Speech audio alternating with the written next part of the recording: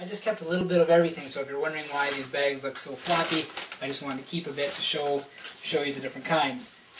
If you're using that steel mesh for your subfloor, what you do is you buy what's called a scratch coat mortar, which is basically a sandy mortar.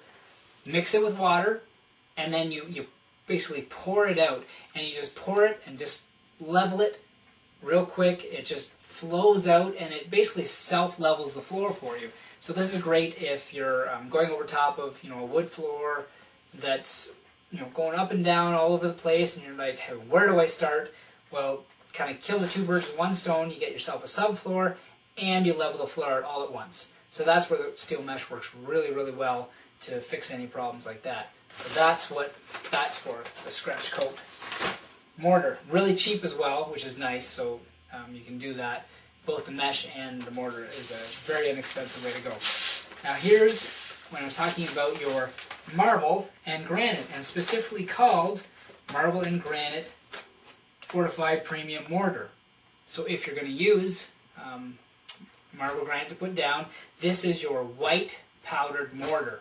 The ones I was talking about, that you make sure you do that, or else it'll bleed through the tiles. The dark grays, which all the other mortars are, will bleed through the tile, and you'll see it, and all your hard work will just go to waste. I've even seen on some forums and heard about some people that literally they have the whole job done, and it's just driving them nuts because it just takes away all the beauty. And some people have gone as far as ripping it all out and starting again. Some people just live with it, but avoid all of that and just buy the right one right away. So that's what that's for. Now you get into your different kind of mortars. These are your gray ones.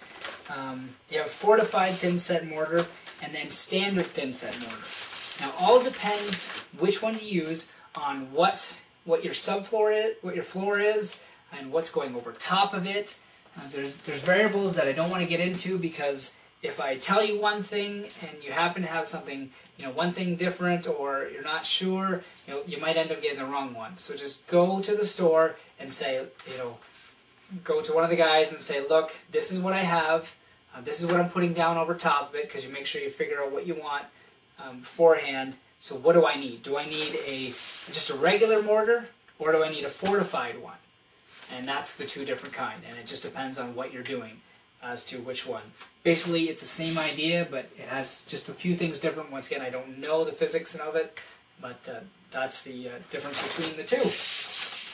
Alright, so that's the different kinds of mortars. Now, there is another kind which I highly recommend you do not use. This is, I don't know how well you can see it, it's called ceramic tile adhesive. Some people will tell you to use this for a floor. Don't. With this stuff, it's pre-mixed, which seems great. All I need to do is scoop it out, slap it down, and I'm ready to go. There's huge downfalls to it. One of the biggest ones is it takes way longer to dry. Instead of it drying in 24 hours, you're looking at like a week to dry properly.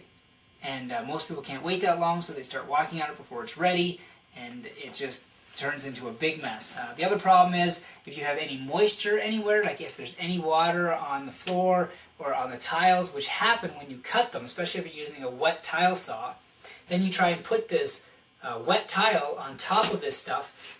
Water and this adhesive just does not mix, not even in the least, and you create a huge mess. So I would just highly recommend not using this. I don't know any true professionals that use this. All the guys say, mortar, mortar, mortar, that's it. That's all they use. For floor tiling, don't use this stuff. Just stay away from it, and I think you'll be a lot better off. Alright. Hope I didn't talk too much about that, but I just really wanted to stress not to use that.